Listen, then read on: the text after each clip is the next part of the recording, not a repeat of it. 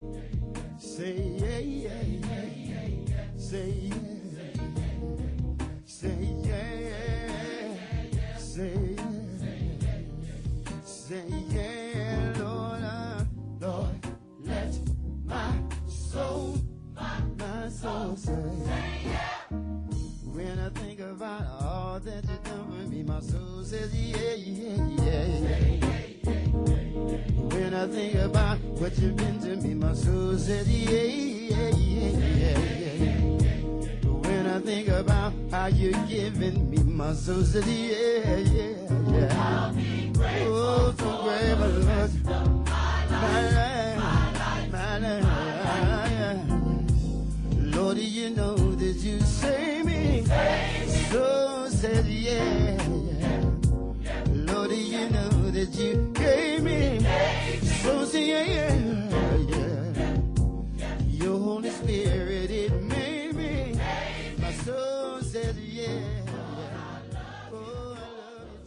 Say good afternoon to everybody maybe watching by the way of the internet and all these little old phones, because you can watch on these little phones now. I can only talk on my phone. That's all I can do.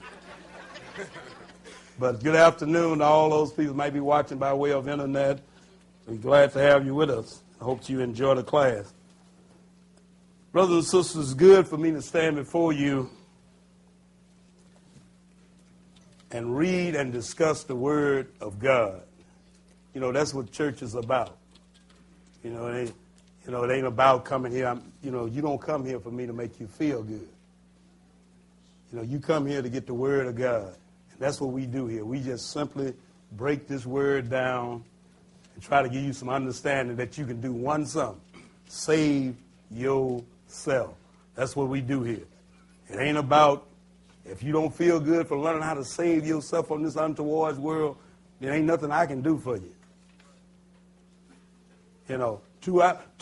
Only somebody say you about feeling good, you can leave out there feeling all bubbly and feeling good. Get out to that parking lot and somebody scratch that brand new Cadillac. There go all that good feeling.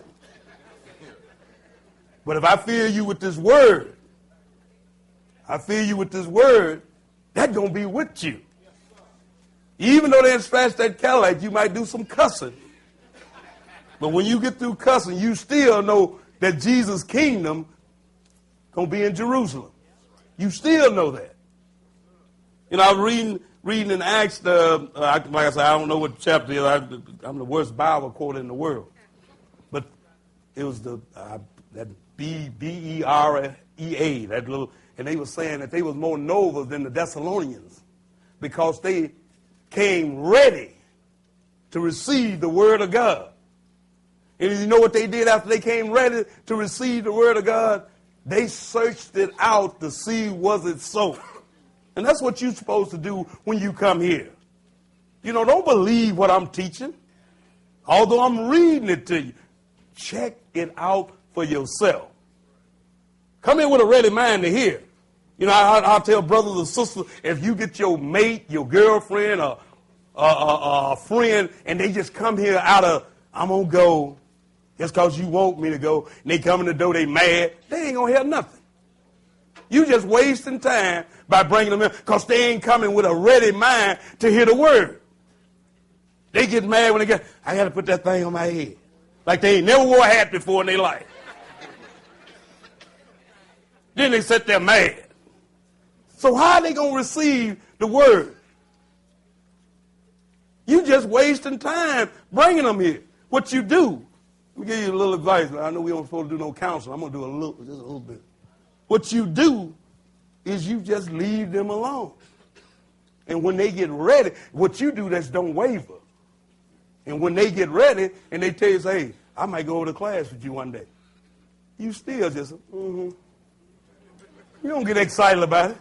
That's how I did my wife. Didn't get excited about it. See, I'm going to come and go to class. I ain't going to go today. So when she finally decided to come, she came on her own. Then her mind was ready to receive this word. And then she was able to accept it. Now she in here, she almost do more teaching than me. And I thank God for that. I hope she ain't listening by the well. But the lesson we're going to do today is called the time of the Gentiles. The time of the Gentiles. This is the time that we're living in right now. This is the time of the Gentiles. What I'm talking about in this lesson, this is the time that God gave these Gentiles to run this whole earth. We're going to let you know who the Gentiles are. I'm going to show you that they run this thing. I wish more people to know that. Then I would hear all this whining about President Obama. Because they'll know these Gentiles still running it. I have to listen to all that whining. But we're going to deal with this time of the Gentiles. And we're going to try to set this thing in order and show you this is the time that we're living in. And I'm going to show you they run it. When you run something, you know what you do. You change what to fit you. And I'm going to show you this is what this lesson is about. But we're going to start it in Revelation, the 12th chapter. Revelation, the 12th chapter. You know, people get weary sometimes when they come here because they don't understand, how we do here. We teach the Bible. We read everything. You know why we read everything? Because we don't want to be accused of teaching something that's not in the Bible. So we read it. Like I was saying in the first class, I'm just the server. I'm not the cook. Jesus is the cook. This is his word I'm serving. So if you don't like his word, don't talk to the server. Talk to the cook. I mean, he had already told me, just set it out there. If they don't eat, don't force them to eat. So what we do, we just set this word before you, brothers and sisters, and it's up to you to open your mind and accept what's being read out of the Bible. Most people, when they hear something that they ain't heard before, they head up. But the Bible said today. That's why he fixed that for whenever you say that, it's when. Today. The day when you hear my voice, what you supposed to do? Harden not your heart. But if you harden your heart, you'll never hear. But if you open your heart and hear, if you open your mind and hear, then this word will pique your curiosity. And then what they going to make you do? You're going to say, I'm going to seek this thing out. And what the Bible says, you seek, what's going to happen? You're going to find something. But most people, when they hear something they ain't heard before, first thing they do is harden their head. They don't know what they're talking about. So how you know they don't know what they're talking about? You don't even own a Bible. You got your mama's Bible. And they argue you all the way to the wall. And they first statement, well, I really don't know the Bible. And by your action, you really don't. So we'll start this in Revelation, the 12th chapter, and we'll pick it up at the 9th verse. Revelation 12 and verse 9. Go ahead. And the great dragon was cast out, that old serpent called the devil, and Satan, which deceiveth the whole world, he was cast out into the earth, and his angels were cast out with him. Now you see what he said, that old great dragon was cast out, that old serpent. What serpent? That was the one that was in the Garden of Eve. That's the serpent. Do you know in 2011, the age of the computer cell phone, people are still teaching that there was a snake in the garden. I just got through having some people over to my house, and I fed them. I feel bad about that now. And he was a preacher. He was trying to convince me that this was a snake. And he was saying, God knocked him down on his belly. So somebody asked the question to him. They said, well, what was they on before he got knocked down on his belly? So did he have legs? If he was standing up, he should have had legs. Then we go into Job, and God asked, the serpent said, where you coming from? He said, I've been crawling. Is that how it go? Through and wobbling. What did he say? I've been walking to and fro in the earth. How was he walking to and fro in the earth if he had? Didn't God take them legs from him in the Garden of Eve? And the snake that went and got the little fuzzy leg and put them back on. Now he's walking to and fro, and God said, I told you to leave them little fuzzy legs alone. Now put them back up. But this is the simplicity of the Word of God. Like I told him in the first day, if I teach you some junk like that, y'all should meet me outside and put a good whooping on me. Because that don't make sense. Then he go, oh, well, jackass talk. I said, yeah, I'm listening to one. I couldn't tell him that because I'm like Boo. I'm a nice Southern gentleman. But this great dragon was cast out, that old serpent that's called the devil, and he have deceived half of the world. He deceived the whole world. This guy have deceived the whole world. And I always like to tell my story because I was a Baptist preacher. Preaching. Telling good stories. I was deceived. And guess what? I prayed a prayer, and I always remember that prayer. God has asked many prayers, but I always remember. I prayed, and I asked the Lord, I said, Lord, I didn't want to be no preacher, but he just kept eating at me. All the stuff I enjoy, I found I didn't like. Go to a nightclub, I get in there, all these pretty women, I get mad. I'm going, what is wrong with me? But God was killing the stuff that I enjoy, but I didn't want to do no preaching. But I asked the Lord. I said, Lord, if I got to do this thing, then let me be legit. I said, I don't want to be no jackleg. I said, I don't want, but I didn't know in order for me not to be a jackleg, he had to snatch me up out of there.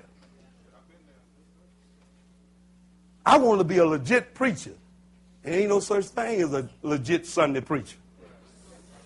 So he snatched me up out of it, and I thank God for that.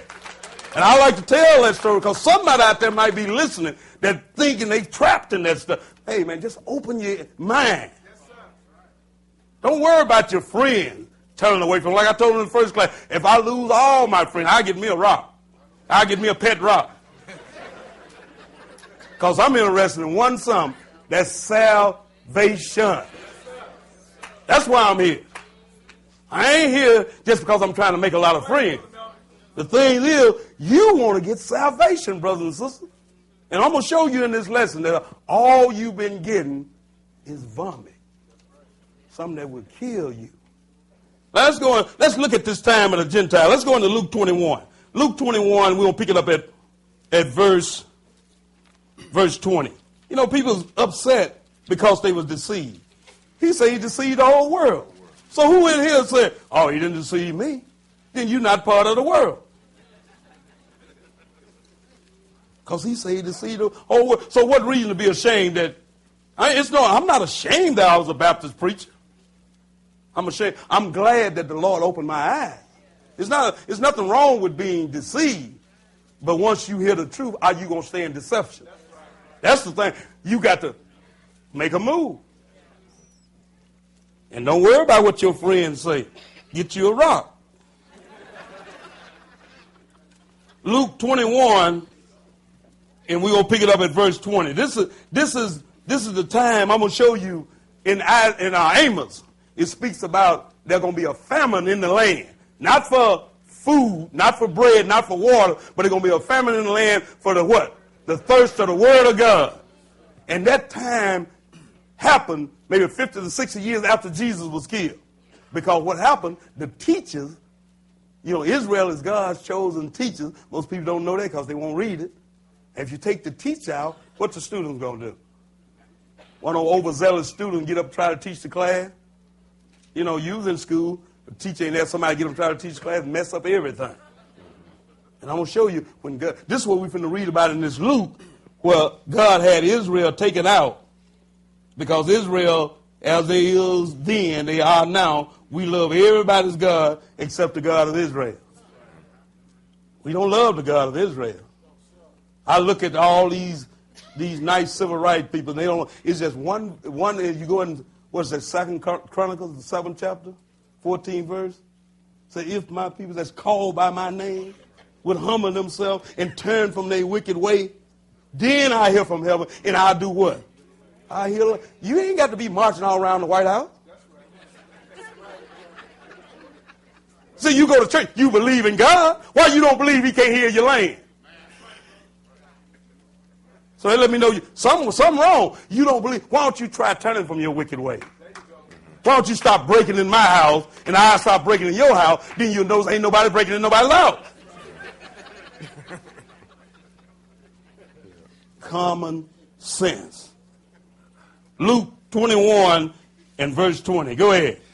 And when you shall see Jerusalem compassed with armies, then know that the desolation thereof is nigh. Now this is when Titus surrounded Israel and brought it down to the ground. And this is recorded history. You can go in your history book and read about this. This is not just a story in the Bible. Go ahead. Then let them which are in Judea flee to the mountains, and let them which are in the midst of it depart out, and that not them that are in the countries therein enter therein too. Go ahead. For these be the days of vengeance, that all things which are written may be fulfilled. But woe unto them that are with child, and to them that give suck in those days. For there shall be great distress in the land, and wrath upon this people. Now this people that he's talking about Israel. This is when Israel got taken out. Go ahead.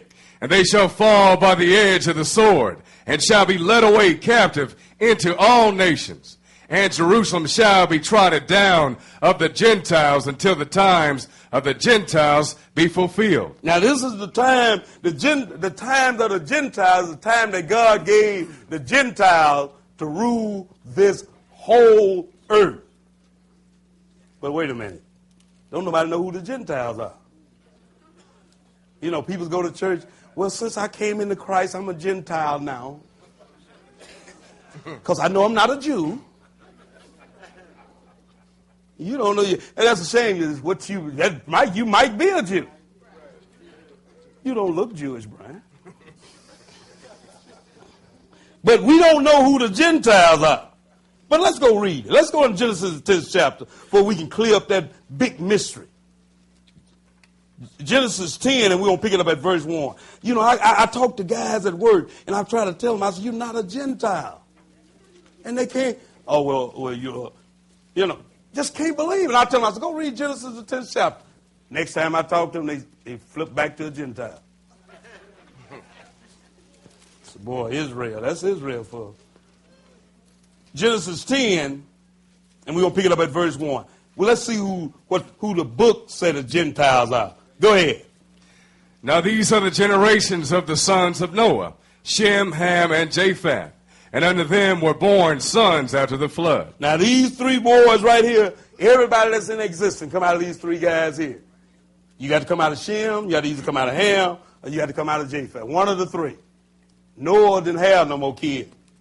He was enjoying his vineyard. Go ahead in verse 2. The sons of Japheth, Gomer and Magog and Madai and Javan and Tubal, Meshach and Tyrus. Go ahead. And the sons of Gomer, Ashkenaz and Riphah and Togarmah. And the sons of Javan, Elisha and Tarshish and Kittim and Dodanim. And these were the isles of the Gentiles, divided in their lands, every one after his tongue, after their families, in their nations. Now, do this sound like any conversion went on right there?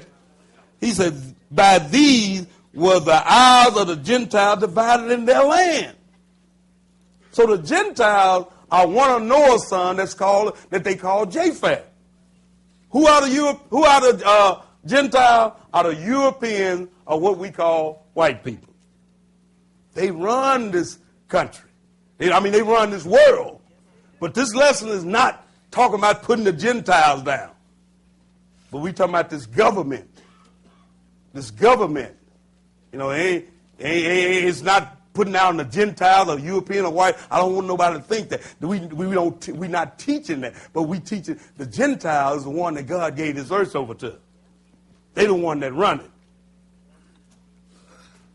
On all your money, you got a Gentile on it. You got a money with Israel on it. It ain't no good.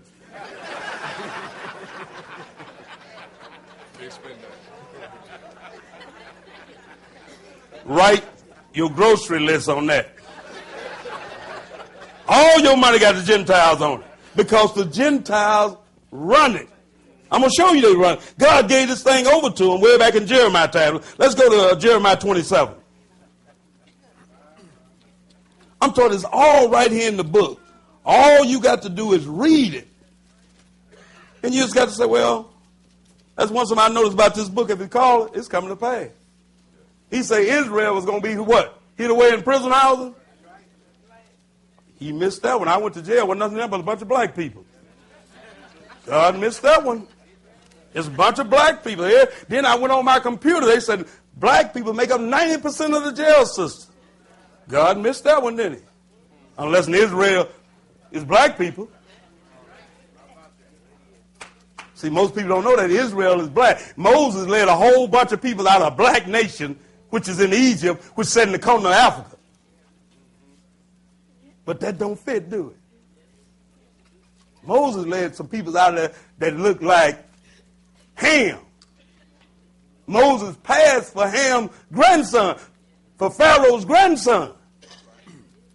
And I pray that you have, if anybody here, anybody listen, you make sure you pay attention to the next, the classes in Pharaoh when we do our black history. This will be laid out. Be laid out. Putting the Bible back in order. I did this on the, I drive trucks. I did it on the CB radio. They got mad at me. Why are you trying to start something? I'm starting something by telling you that the peoples in the Bible are black people. As they came out of Africa, as you know, Ham seed, everybody know Ham seed is black. And if Moses looked like the son of Ham, then when he left out of Egypt, what happened when they went through the water? It wiped off. Don't work that way. I'll take a lot of baths. I'm still my mother's darkest son. It don't wipe off. So they got mad at me because I'm setting the Bible in order. I said, Jesus, according to the Bible, says his feet look like what? They've been burning what? So if they've been burning in the front, what color do you think they're going to look like? Now, if his feet is black, what color you think this part of his leg is? What about this part? What about up here? What about that face? I'm told, is that not plain? Unless he accidentally got some black feet and he's white from feet up. That don't fit. Don't fit. But we just don't like to accept the truth. But the Gentiles are the European. And I'm going to show you, God gave this thing over to him way back in Jeremiah time. Jeremiah 21 and verse 1. Go ahead. 27, I'm sorry. 27 and verse 1. 27 and verse 1. Go ahead. In the beginning of the reign of Jehoiakim, the son of Josiah, king of Judah, came this word unto Jeremiah from the Lord, saying. Skip down to verse 5 and go ahead. I have made the earth, the man and the beast that are upon the ground, by my great power and by my outstretched arm, and have given it unto whom it seemed meet unto me. Now he's telling Jeremiah to go tell these people that I made the earth. This is God talking. I made the who made the earth? Jesus, right? Yeah. So this Jesus talking here. He made the earth, and he said by his great power and by his great arm stretched out, and he give it to whom it seemed meet unto him. Meet unto him. Go ahead. And now have I given all these lands into the hand of Nebuchadnezzar, the king of Babylon. My servant and the beasts of the field have I given him also to serve him. Go ahead. And all nations shall serve him. How many nations? All. So sound like this guy over everybody, don't it? Yeah. If all nations going to serve this guy, then he's over the whole world, right? Go ahead. And his son, and his son's son, until the very time of his land come. And then many nations and great kings shall serve themselves of him. Now, he said all nations going to serve this guy, and you're going to serve his son's son. He's not talking about Nebuchadnezzar's immediate family. He's talking about the son of the Gentiles. That's what he's talking about. The son of the Gentiles. That's who you're going to be serving. From one Gentile, move out, another Gentile going to take over and start ruling. That's all. Another Gentile just moved. Go ahead.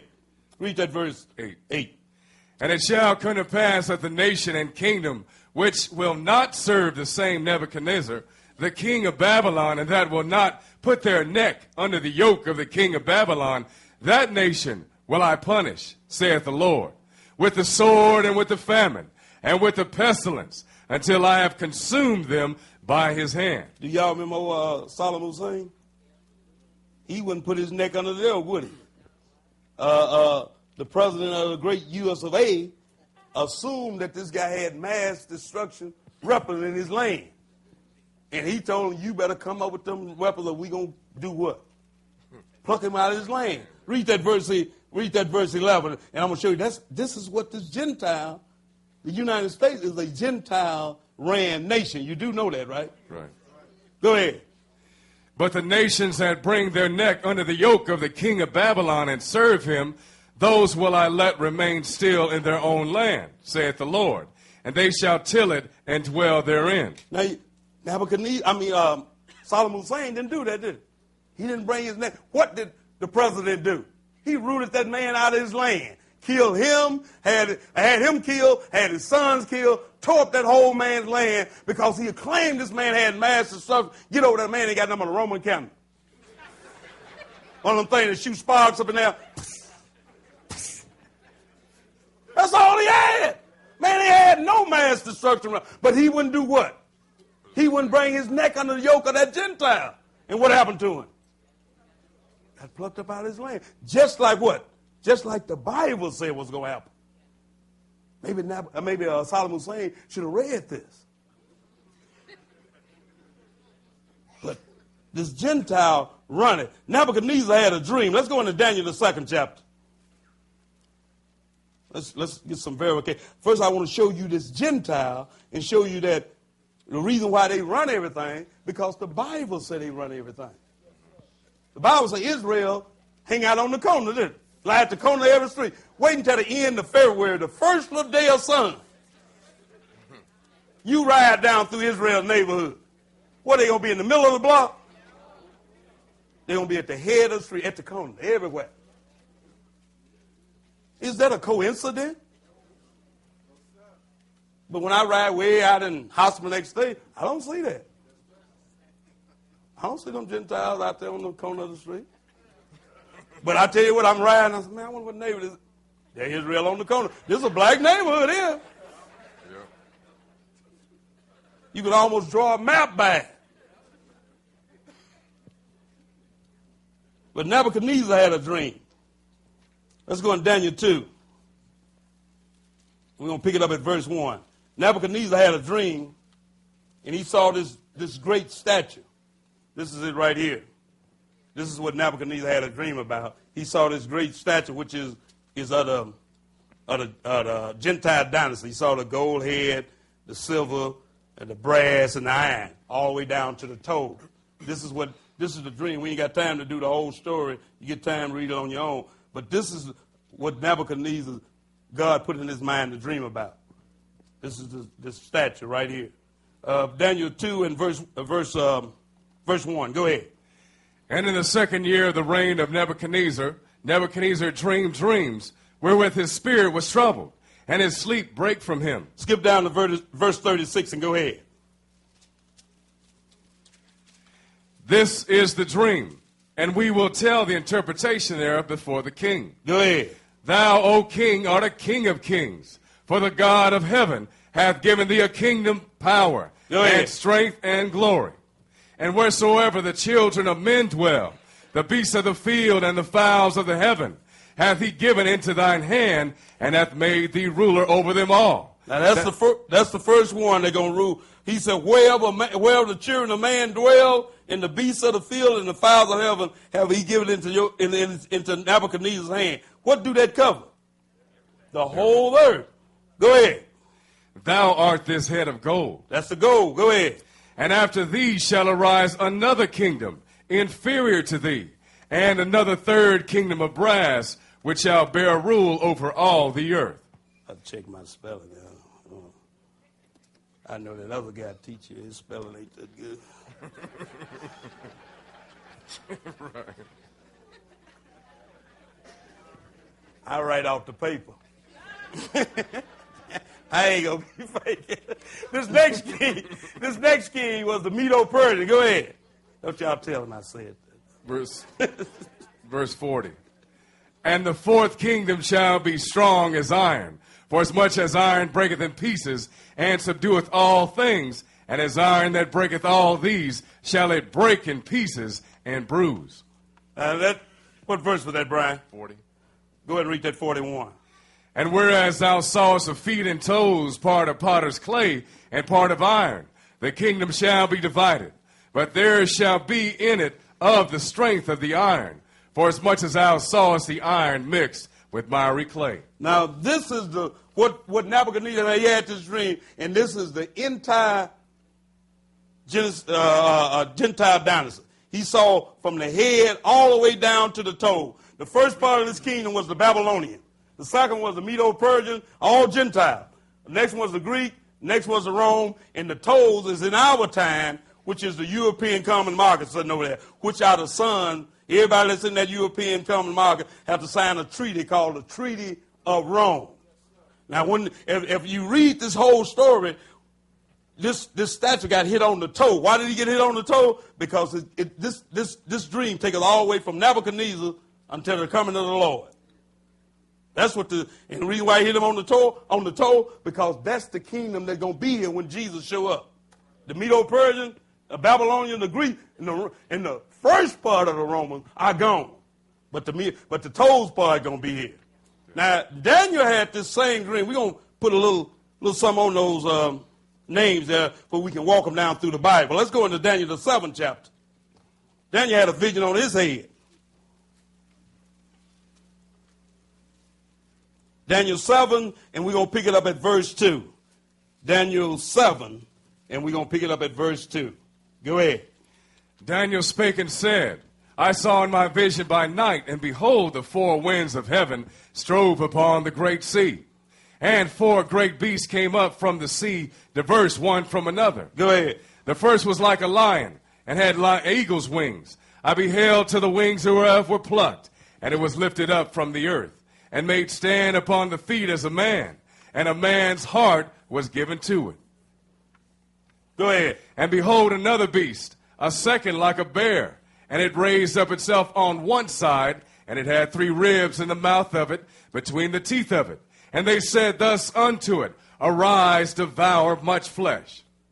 After this I beheld, and lo, another like a leopard, which had upon the back of it 4 wings of a fowl. The beast had also 4 heads, and dominion was given to it. Go ahead. After this I saw in the night visions, and behold, a 4th beast, dreadful and terrible and strong exceedingly. And it had great iron teeth. It devoured and brake in pieces, and stamped the residue with the feet of it. Now, and it was diverse from all the beasts that were before it, and it had 10 horns. Now, what Daniel just saw is a vision of this Gentile dynasty also. But he identified him as one as a lion, a bear, a leopard, and a DT. That's the terrible beast. Terrible. He saw this whole Gentile dynasty. Skip down to verse 5. I'm sorry about that. You read that verse 7? Yeah, we finished 7. Verse 15. Yeah. Go ahead. I, Daniel, was grieved in my spirit in the midst of my body, and the visions of my head troubled me. I came near unto one of them that stood by and asked him the truth of all this. So he told me and made me know the interpretation of the things. Go ahead. These great beasts which are 4 kings which shall arise out of the earth. 4 kingdoms that shall arise out of earth, which is the sum total of this Gentile dynasty. This is who God gave rule over this whole earth. Go ahead. But the saints of the Most High shall take the kingdom and possess the kingdom forever, even forever and ever. Now, if the saints don't take the kingdom from the Gentile, what kingdom do they have to take? They have to take the earth. Ain't that the kingdom that he gave them to them? So, where do we get all the saints going off to heaven? They're going to take the earth. I come over your house. I'm going to take your house. I'll whoop you and throw you out of the house. I fly on back to New York. What is the purpose of that? People don't even pay attention. If the saints going to take the kingdom from the Gentile, the kingdom that was gave to the Gentile was the whole earth. So that's where the saints going to rule at. Go ahead. 19. Then would I know the truth of the fourth beast, which was diverse from all the others, exceeding dreadful, whose teeth were of iron and his nails of brass, which devoured, brake in pieces, and stamped the residue with his feet. Now which one was Daniel concerned about? That fourth beast, which is the Romans. And I'm going to show you that everything you got in your church today come out of this Roman beast. This is what this lesson is about. It's the time of the Gentile, and we living under their teaching. Everything you got in your church. I never forget, I was teaching a class, and a guy was in the class, and I was telling him, I was reading the Bible to him, and it was killing him. And he said, man, what can I take from my church? I said, well, do they have good pews? How's the seats? I said, well, everything else, you can leave that junk in there. You don't want none of that junk because it don't fit in the book. Yep. Kind of hurt his feeling. Maybe they didn't have no good pews in his church. But wasn't nothing else he can take. Skip down to verse 23 and go ahead. Thus he said, the fourth beast shall be the fourth kingdom upon earth, which shall be diverse from all kingdoms, and shall devour the whole earth, and shall tread it down and break it in pieces. Now what this guy going to do? He going to devour the whole earth with his teaching. Read that verse 25. Go ahead. And he shall speak great words against the Most High, and shall wear out the saints of the Most High, and think to change times and laws.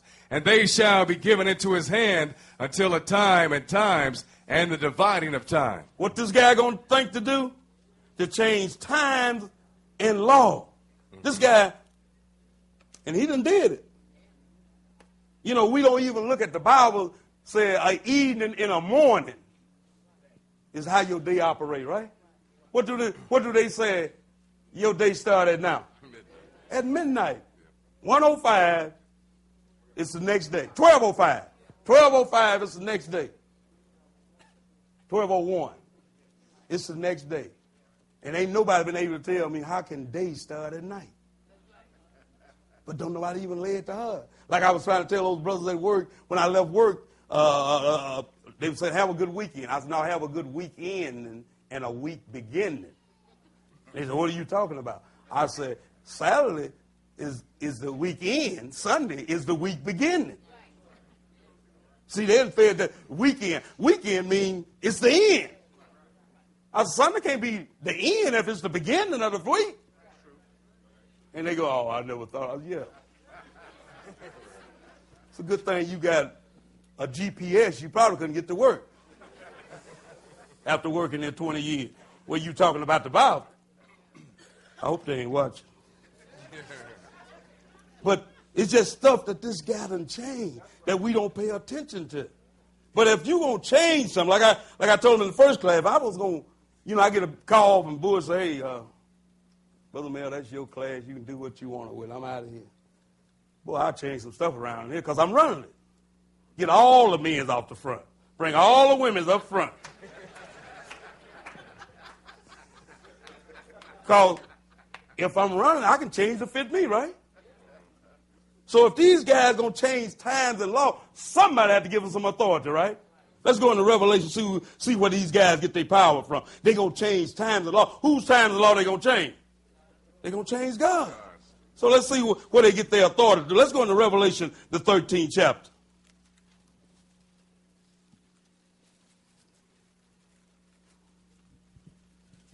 Revelation, the 13th chapter, and we're going to pick it up at verse 1, because these guys going to change time and law. Revelation 13 and 1. Go ahead, Brian. And I stood upon the sand of the sea, and saw a beast rise up out of the sea, having 7 heads and 10 horns. And upon his horns 10 crowns, and upon his heads the name of blasphemy. And the beast which I saw was like unto a leopard, and his feet were as the feet of a bear, and his mouth as the mouth of a lion. Now you see this going back, the first one he saw was this Roman. But he mentioned the beast with 7 heads. The beast with 7 heads, This Babylonian represented one head. This Medo-Persian represented one head. This Greek, Alexander the Great, conquered the whole world, and he died, and 4 of his generals take over. When I think about all that you've done for me, my soul says, yeah, yeah, yeah, yeah.